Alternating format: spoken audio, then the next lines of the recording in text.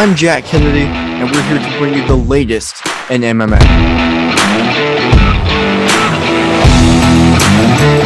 Hey everybody, my name's Hunter Boss, and what the boss says goes.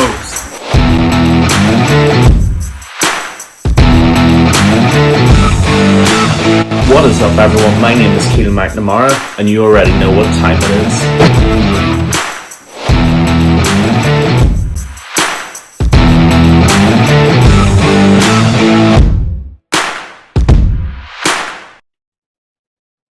Hello everyone, and welcome to the MMA Island Podcast. I am Jack Kennedy alongside Keelan McNamara and Hunter Boss. Well guys, this is a very fun episode. We're talking Pride, we're talking UFC 280, but to start off, we're going to go back to the wheel of MMA Trivia to get it started. Who will be punished? Will it be Hunter or Keelan? It won't be me because I know all the answers and won't be participating except for as the host like usual, but here we go guys. Let me pull it up. All right. So, Hunter, you went first last time. Keelan, do you want to go first this time? Mix it up? Yeah, sure. I'll go first this time just to keep it fresh and keep it mixed up. All right. You ready? Here we go. Let's go. What will your question be? Oh, I see a Jake Paul question. I hope that's... Here it is. How old is Chad Mendes? Oh, tough question. Chad Mendes is funny because he's a guy that feels like has been around forever, but he's obviously not as old as many people think he is. I am going to guess that Chad Mendes is 36 years old. Okay, let me fact check. Oh my goodness, you were 1 year off. He is 37 years old. Oh. Very close. Now, Hunter, you're not out of it yet, because if you get it wrong, you both get punished. So, We both get finished. Okay. you ready? Yep. Here we go.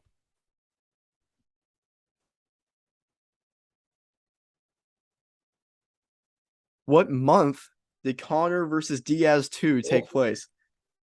Was it November? Let me see. I'm kind of guessing. I'm not going to lie. Oh, it was August. Just a little off. Okay. I knew when Habib Connor took place because I just got the freaking flashback. Yeah. All right, guys. So, All right. punishment time. All of the easy questions were out last time, which is, I guess, one question, which is the one Hunter got. But What? That was not easy. all right. Who wants to be punished first? I'll go first. All right. Here we go. Please be facing backwards. That'd be great. Oh, it's spin again. Oh, that's a terrible. Oh. Here we go again for Hunter. Slap myself in the face. All right. Like, are we going like hard? Go crazy. Jeez, I've never slapped myself. This is tough. Really? Okay. Oh, that was fair. Oh man, that was really fair. Well done, sir. Okay. I kind of feel guilty for that. That was assault. All right, well done. Hunter took Get me in the slap contest, Dana. Yeah, honestly, like, chalk up your hands. Let's go. Yeah, get the slap league. World Slap Championship. You've got a new contender. Oh yeah. All right, Keelan. Himself. Here we go. Let's see what you gotta do. Oh, I bet this is gonna be something bad. Other two Oh, podcasters give no. a week that you have to defend. Okay, this is good. I know what's coming. Hunter, we gotta do something Jake Paul related, right? I got a good one, and it's not even Jake Paul related. It's not. You need to defend to me why Anderson Silva is the worst GOAT out of all the GOATs. Oh boy. Oh no. Hunter, you're a bad man for this. You are a bad guy. Yeah. Is there a time limit? A bit of a slap in the face, right? Yeah. Well, this is an emotional slap in the face. My heart hurts. Go for a minute, Keelan. Okay, I'll start now. Why is Anderson Silva the worst GOAT? Well, there's a lot of other GOATs who are simply better GOATs than Anderson Silva. Habib Nurmagomedov dominated the lightweight division in a way we've never seen anybody dominate ever. Semi-location, man got the location sent, he went, he dominated, and that was the same for everybody. George St. Pierre beat the best fighters of his division, lost to Matt Serra, came back, was arguably better than he ever was before. Lost to Matt Hughes, showed the adaptations, came back, beat everybody else as well. Two-weight world champion against Michael Bisping, went up to a division that he'd never even tasted before, put on one of the great title fights against a very good champion, and retired a true legend. BJ Penn, arguably the earliest BMF that we've ever had. The lineage arguably goes through him. Even fought at heavyweight at times throughout his career in parts of Japan, Hawaii, etc. Who else am I missing? I've talked about Habib, GSP, John Jones. John Jones. How could I forget John Jones? John Jones went on a tear throughout the early part of his career that we have never seen anybody go through ever. I mean, choking out fighters like Lyoto Machida, dominating and humiliating legends of the sport like Shogun Rua, youngest ever world champion in the history of the UFC, a record that is yet to be broken still. All signs that John Jones is just a prodigious talent that we have never seen the likes of before and might well never see the likes of again. Furthermore, the light heavyweight division has been a hot potato of the title since he left, a sign that Jones truly was the king of the division and the fact that nobody can hold on to it since he's left. And all in all, Anderson Silva, he popped for drugs. Unfortunately, that is the truth. God, I'm really hurting myself here. He did pop for drugs. That did happen. He got knocked out by Chris Weidman for showboating. He went 1-7 in his last 8 UFC fights. He's turned to celebrity boxing. Some would argue that hurts his legacy as well. And all in all, there are a lot of other fighters who compare very favorably compared to Anderson Silva.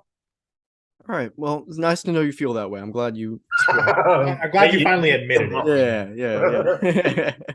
All right, guys. That was phenomenal. Thank you for participating in the wheel of MMA trivia.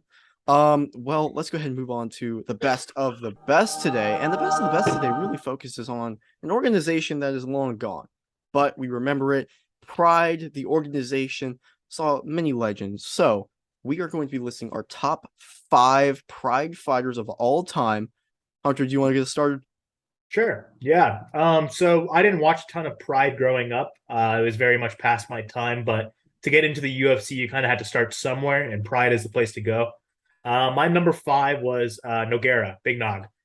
Big Nog is definitely one of the best to ever do it in Pride. He only lost 3 times, 2 opponents. Fedor, one of the best of all time, in any division, any organization, whatever you want to say, and split decision to like Josh Barnett. So Nogueira is definitely one of the best to do it. He has so many finishes, submissions. Just he was a legend. So I got number 5, Antonio Nogueira. Dude, what an amazing pick. I mean, Big Nog and Little Nog cutting their teeth in Pride. It's the stuff of legend. It literally is. I had too many fighters to cut down. I actually had a top 10 and I couldn't actually condense it into a top 5. So I've combined my favorite fighters with my favorite moments that I had from Pride just to give a little context to why I like them. So my number 5 is Nick Diaz gogo-platting Takanori Gomi at Pride 33 in 2007. Obviously, the story of Nick Diaz needs no retelling. I mean, we all know just what a great he is and always will be. Takanori Gomi, the Fireball Kid, one of the best nicknames any fighter has ever had, ever. Nick Diaz goes over to Japan for Pride 33. Or no, wait, sorry. Was that in the States? I think that might have been Pride Homecoming in the States. Anyway, he goes over to Pride, faces Takanori Gomi. He's actually losing the fight, and he ends up with this miracle go-go plata in, I think, the 3rd round, and he manages to tap out Takanori Gomi. It's one of the greatest submission victories of all time, and it really cemented Nick Diaz's jiu-jitsu legacy as being one of the greatest. And all around, it's one of the best moments in the history of Pride. If you have never seen it, I highly implore you to watch it.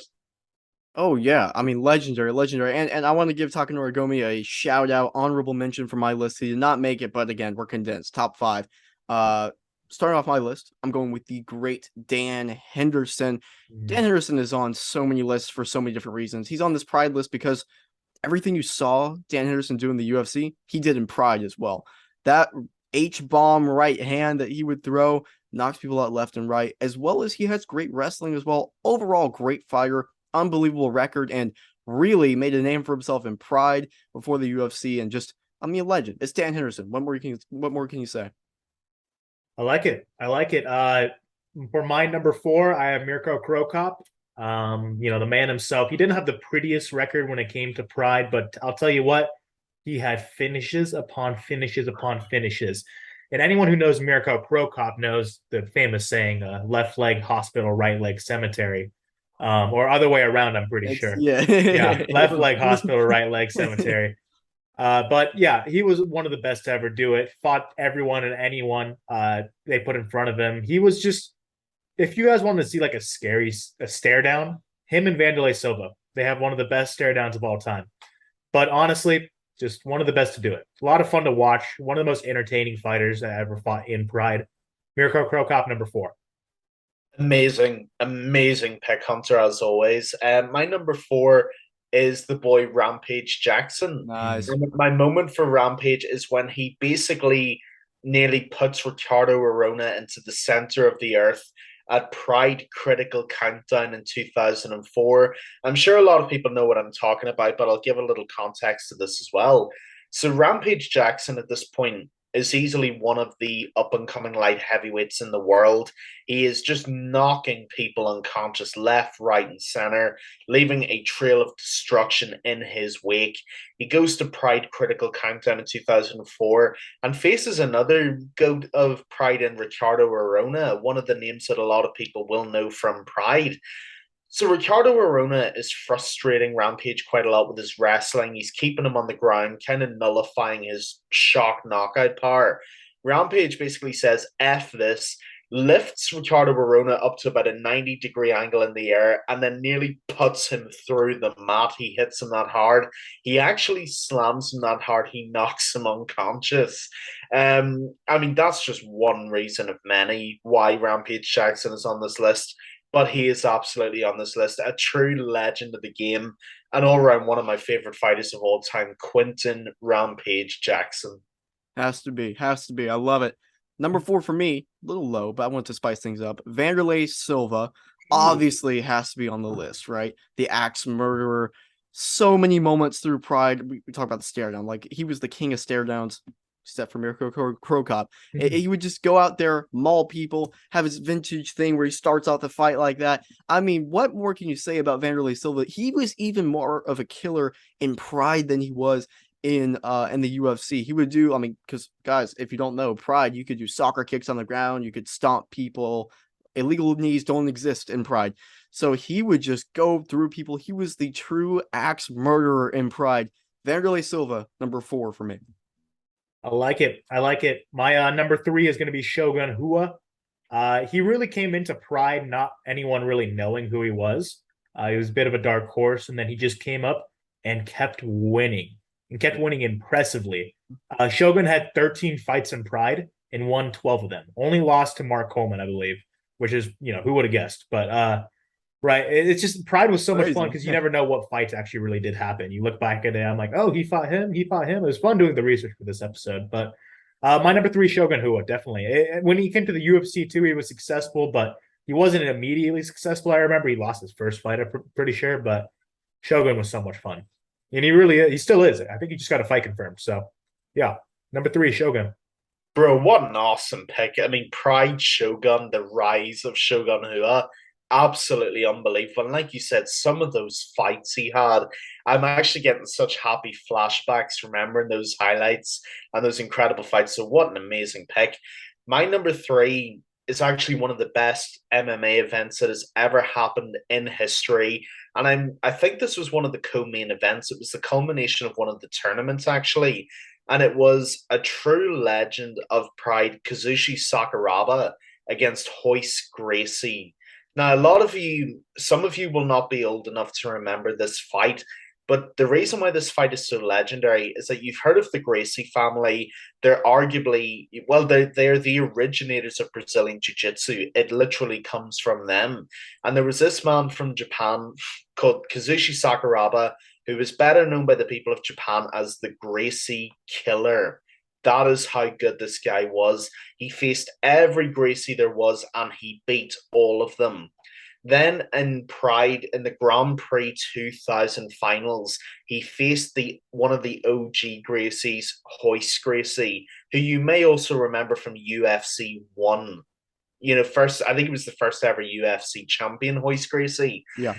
Now, the reason why this fight's so legendary, if you've never seen it, is that this was a brutal fight. This is a fight that went on for 90 minutes straight for an hour and a half. That's the length of a football game. And this fight went on straight 90 minutes. Hoist Gracie suffered some horrific leg kicks, but a lot of the fight was basically both guys mauling each other on the ground. And the reason this fight is even more legendary is that after 90 minutes, the Gracie corner actually threw the towel in because Hoist Gracie couldn't continue. Kazushi Sakuraba obtained the legendary moniker of the Gracie Killer by taking out all of them. He is one of the natural local talents of Pride. He is one of the greatest mixed martial artists ever, and that was one of the best fights ever. So my number 3, Kazushi Sakuraba and Hoist Gracie. Nice, for sure, love it. I have Big Nog at my number 3 spot for everything Hunter said. I mean, unbelievable Pride record. Arguably didn't even hit his prime until the UFC, but was still killing people in Pride. I mean, I don't even need to talk about this too much. Just, Big Nog. This guy is a legend of the sport. And go watch his Pride fights because he was mauling people, jiu-jitsu on another level. And really, you got to see the development of one of the founding fathers of the UFC's heavyweight division in Pride. So, Big Nog, number 3 for me. I like it. My number 2, Vanderlei Silva. Nice. For all the reasons you listed, the intensity he brought, just the stare downs, and even just the in the ring brawls he used to have. Just anyone he fought, you knew there was going to be just a wild exchange of strikes. It was just such a fun time to watch Vanderlei. And back in Pride, his nose was still intact, so that's something to keep in mind. For a little bit at least. A little bit. But yeah, definitely Vanderlei deserves to be on the list. For me, I have him at number 2 because he was just so infamous. And when you think of Pride, I think of 2 people, Vanderlei being one. Hunter, I love the way you're thinking, and I'm thinking the same way. I have Vanderlei Silva at number 2 as well. And I have Vanderlei at number 2 for a lot of reasons. There's a lot of moments I could pick out from his career, but I'm going to pick out 2 of them. The first I'm going to pick out is his ring walk, because his ring walk is my favorite ring walk of any fighter there has ever been. Better than Conor McGregor's, better than anybody's. When Darude Sandstorm hit and he came up through the ground, and that crazy old lady said, "And now from Brazil, Vanderlei." And, I'm not going to do the voice break because I can't do it. I haven't been able to for a number of years now. But you know what I mean? When she just screams out Silva, and then it's and he's just doing this, and he's about to murder his. It's just it motivates me in life. That is how good that walkout is. And the second moment, I mean, aside from all his unbelievable fights, first and foremost, the Crow Cop stare down, the single greatest stare down probably in combat sports history, period. It's actually funny. I went back on YouTube earlier today to rewatch that, and someone, I'm not sure who it is, but somebody left a brilliant comment about it. And they said, Vanderlei Silva looks like he's plotting on how to kill you. Mirko Crow Cop looks like he's planning on where to put the body. And I thought that was the best fucking amazing I've ever seen in my life. Guys, in case you need a little context about Mirko Crow Cop used to be in Croatia's anti-terrorist squad, and he quit that job. You know the guys with balaclavas and the body armor, this basically the European SWAT teams. That is what he was in, and he quit that to become a full-time kickboxer and mixed martial artist. And it's the only stare down that Vanderlei Silva ever lost in his career, and that is how good it was. I mean, Mirko Crow Cop just got into your soul. That's how good he was. But Vanderlei Silva, absolutely number 2, one of the true greats. Yeah, 100%. I love that. And you talked about my number 2, Mirko Crow Cop at number 2 for me. Look, statistically, maybe not the best Pride fighter of all time, but this was the most feared fighter in the time. Pride, not Pride, whatever. This guy was the most feared fighter, like, in the time, possibly of all time, whenever you're going to fight the guy. Keelan stated why. And if you just watch his fights, you know why. Hunter talked about him earlier. He kicks you, you're done. Lights out, it's over. His stand up, unbelievable. And he's developed into a great fighter. His career started off rocky, which is why his record isn't the best in Pride. But once he got going, the guy was fighting champions and was winning against the highest level opponents. And he was the highest level opponent at the time. Mirko Cro Cop, when I think of Pride, I think of three people. We're all going to say the same one for number one, most likely. Mirko Cro Cop, Vanderlei Silva, and the number one, which Hunter, who is your number one? The most feared man in Pride, Fedor Ah, Emelianenko. nice. The Emperor. I mean, this Yeah. man is considered to be one of the best heavyweights of all time, and he didn't even fight in the UFC. So that's got to give you some credentials on why we think so high of him. I think he's 40-6 right now. He's still winning. He's still knocking out his opponents. He fights for Bellator. He's just there's so much I could say about him. He was cold. He was cold inside. Like it was like he would walk out there with no emotion. He would go into that fight. He would knock out his opponent. He would kill them on the ground. He would do whatever he needs to do anywhere he can. And then he would walk out of the arena cold, emotionless. They raise his hand for a win. No smile. No, there doesn't need to be a smile. He just killed a man today. No one's smiling. You know, I mean, this man was cold. It was scary. He was a different breed. My favorite Fedor moment was definitely a Bellator press conference. There was a very attractive lady who was giving a question to him, and she was like talking about the tension of this fight. And he goes, "Yeah, the tension's gradually going down." So there was a funny side to Fedor. Yes. We never saw it very often, but as he got older, he started letting the emotions go through a little bit more. But yeah, Fedor's number one, and he could honestly be the best heavyweight of all time as well. Yeah, there's a very real argument for it, and it's just another brilliant pick, Hunter. You're absolutely correct.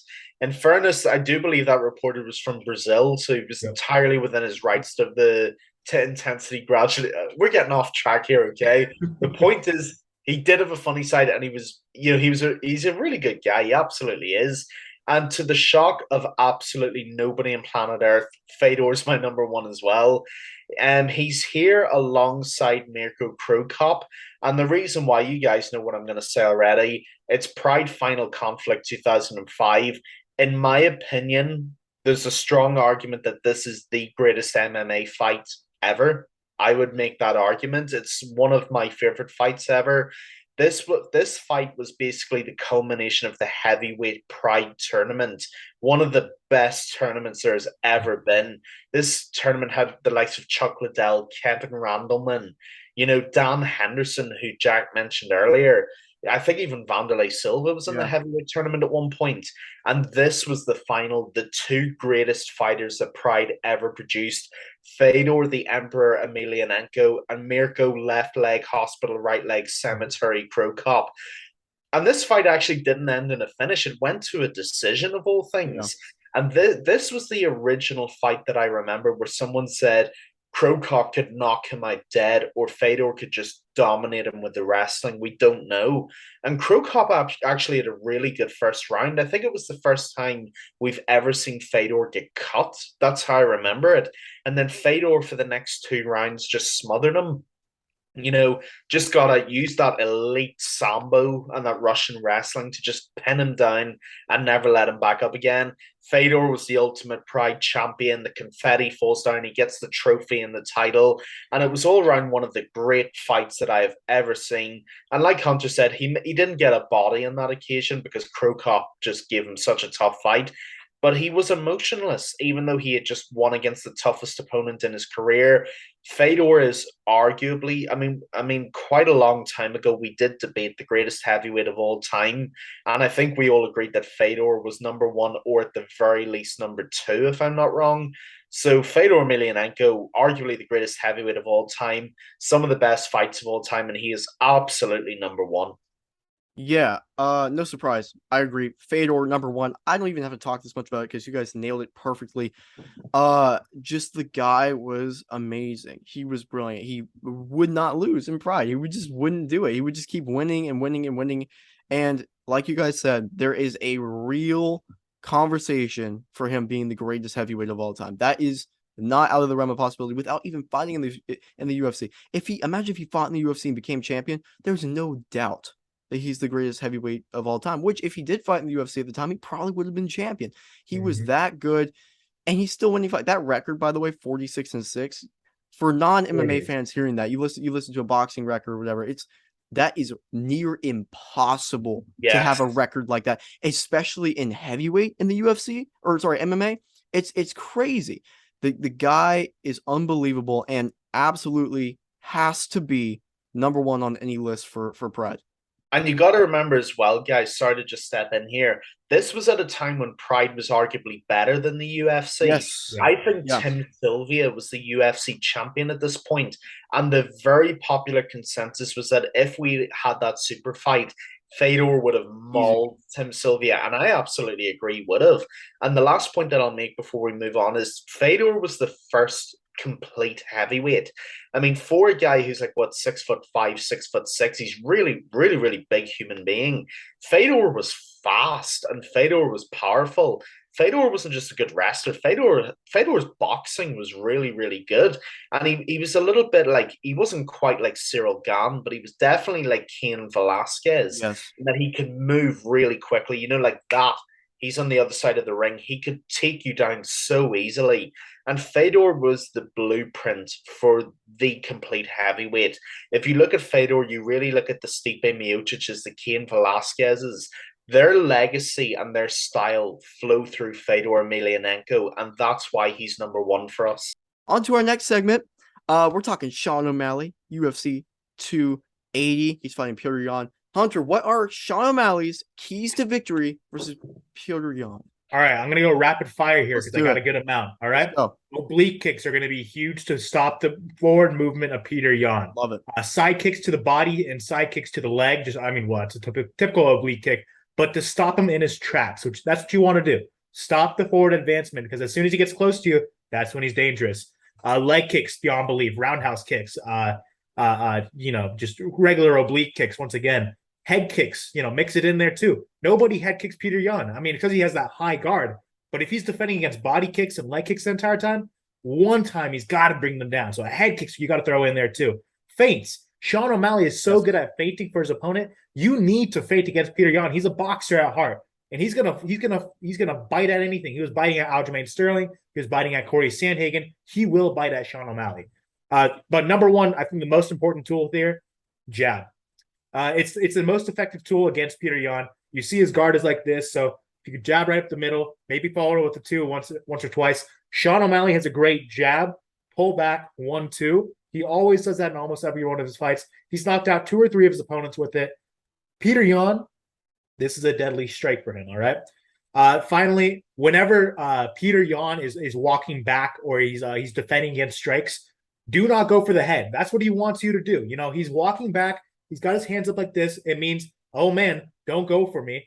No, Petr Yan is the opposite. You go for that body. Deep kick to the body when he's walking back. Push him into the cage. Then you can unload.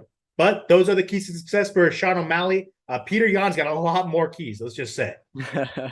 Yeah, this is the biggest step up Sean O'Malley could have made, as we know. I mean, I'm not accusing him of fighting cans anymore because he could not have made a bigger jump if he'd have tried. So massive credit to Sean O'Malley. Like Hunter, I'll fire these off pretty quickly as well. Step 1, use your reach. Sean O'Malley is 5'11". Petr Yan is much shorter than that. Sorry? Sean O'Malley has a 5-inch reach advantage, 67 compared to 72. 5-inch reach advantage. That is going to be crucial in this fight. Do not let Petr Yan get in close with his old school boxing because you will be in trouble if that is the case. Use that distance, use that reach, keep him the hell out of your sphere because it's trouble if he gets in there. Step 2, no spinning attacks. Aljamain Sterling found this out to his absolute detriment in the first fight. You go wasting energy and spinning heel kicks and stuff, he will take you down. You will not get back up again. This fight has to stay in the feet or Sean O'Malley just will not get into it at all. Step 3, knees up the middle. This is in combination with Hunter's last piece of advice. in using the jab to back him up and throwing in the T kicks. Throw in some knees. Whenever he's got that high guard up, throw some knees in there, break that guard, make him hurt, make his arms so sore that he cannot hold his arms up. Because as long as he can hold his arms up, he will hold his arms up. Attack his very defense, and his defense will fall. Lastly, but not least, finish him early. The longer this fight goes on, the better chance Petr Yan has of winning this. Because we've compared Petr Yan a lot to Floyd Mayweather. He downloads data the longer the fight goes on. He generally gives you the first round or two, and then he puts his foot in the gas and he takes the rest. If Sean O'Malley can have a really good first and second round, he has a chance of winning this fight. If this goes into 3, 4, 5, he's not going to win. That's just the way it is. Petr Yan might have a big size disadvantage, but he's got a big intellectual advantage. His fight IQ is second to none. He will adapt. He will overcome against Sean O'Malley if this fight goes too long. So step one, use your reach. Manage the spinning attacks, throw stuff up the middle, and get this done early. Yeah, I love it. I have 6. One, keep distance, like you guys said. Do not go early. Do not come close to Petr Yan. Petr Yan should be coming close to you, which leads me to the second key to victory, right? I think Sean O'Malley should not go first in this fight. I think Sean O'Malley should sit back and wait for Petr Yan to come to him, because what does Petr Yan do, especially in the first round? He waits for his opponents to go towards him. He can analyze, terminate throughout the rest of the fight. Don't give him that. Even if you have to have the most boring round imaginable, don't go to Petr Yan. Let him come to you and counter. That's already what you're best at, is the counter shots, using your reach. Keep your distance. Let him come to you and land. Number 3, precision. Use the feints, but if you throw, you better land, because you're not going to have that many opportunities versus Petr Yan. Make your shots count. Be precise. Number 4, you got to check the leg kicks. What's Sean O'Malley's number 1 weakness is the leg kicks. And if we talk about Petr Yan, he's dangerous with his leg kicks. He's dangerous all around. You know for a fact, one of the number 1 things on Petr Yan's game plan is going to be the leg kicks. Don't give him those opportunities. Check a couple leg kicks early. Hurt Petr Yan's shins whenever he throws that. Make him think about it. You cannot give up those leg kicks, or else Yan's going to finish you. Hunter mentioned it. Number 5, teep kicks. You have to throw them. Go to the body. Case in point, Conor McGregor used them beautifully. Look at how he was able to implement that into his style in prime Conor McGregor. Sean O'Malley, we've seen him do it. I want him to go all out, go forward, and just use the teep kicks to go to the body versus Petr Yan, and at least not necessarily hurt him, but slow him down and make him think. All you have to do is make Petr Yan think, and then that's when you can get him to hesitate for the slightest second, and then maybe do the impossible. My last one, no mistakes. This is a crazy one, but you cannot make a mistake against Petr Yan. You make a mistake, fight's over. You make a mistake, he takes you down. Aljamain Sterling, like you guys said, I think throwing any spinning wheel kick, anything like that, is a mistake. Look at the Aljamain Sterling fight the first time. Aljamain Sterling made so many big movements and so many just mistakes. And look at how Petr Yan was able to just control that fight. Yan didn't even really have to have too strict of a game plan. He was able to just go off of Aljamain Sterling being nervous and capitalizing on mistakes, and cruised the fight until he threw the illegal knee. Sean O'Malley needs to remain calm, composed, and no mistakes. And then maybe, just maybe, he could pull off the impossible. So everything we said, love it, guys. Great podcast. Thank you, everyone, so much for listening. Make sure to follow us on Instagram at mma.island.pod. Check us out on YouTube, everywhere. Thank you, guys. Great podcast.